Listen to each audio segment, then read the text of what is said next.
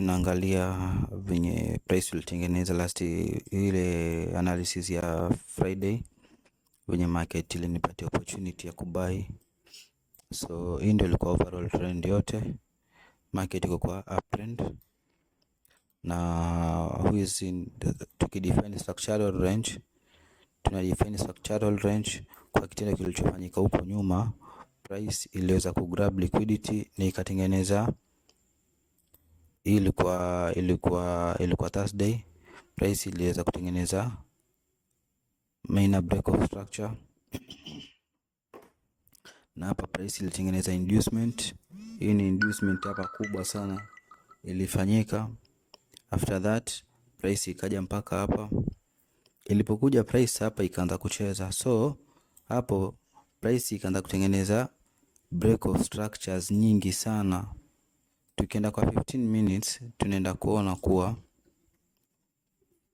angalia kwa 15 minutes price, angalia price ime inducement, minor inducement, alafu price inatengeneza break of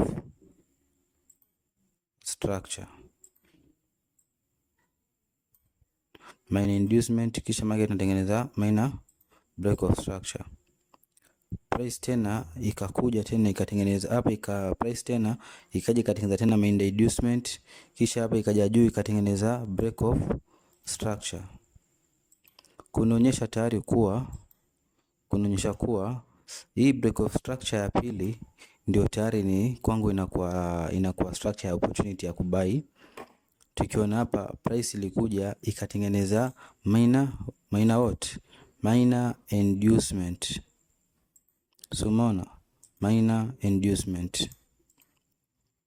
So price ilipotengeneza minor inducement lazima ilikuwa ikachukua ile liquidity hapa juu ambako huko nyuma huko, na price ikaja ikasweep liquidity. So hapa kulikuwa na entry kwa London session. So hii yote ni pre-London session hiyo. After that price imekuja tena, ilikuja price mpaka ikarudi kwa hii zone tena. Twende kwa 1 minute kwa sababu tushapata tayari kuwa efficiency block area ni liquidity pool, major liquidity pool tumepata hapa. So umeona major liquidity pool tumeipata kwa 15 minutes, na hiyo tayari ishatupatia nguvu kuwa price inacheza sawa sawa. Price inacheza na iko kwenye uptrend, haiko kwa downtrend. So tunaanzia kupiga mapigo yetu hapa. Kwa hivyo na deal nayo kama ilivyo hapa cause kwa 5 minutes hakukuwa sikupata kitu. So na execute kutokea kwa 1 minute time frame. Nionyesha vile ambavyo kama nilichukua hizi trade.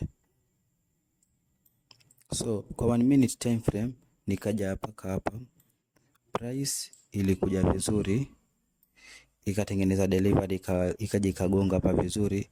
Price ilikuja juu ikaja juu ika mitigate hii. Ngoja niongeze kubwa kidogo tuone. Price ikaja kutoka kwa hii zone kama mnaiona hapa.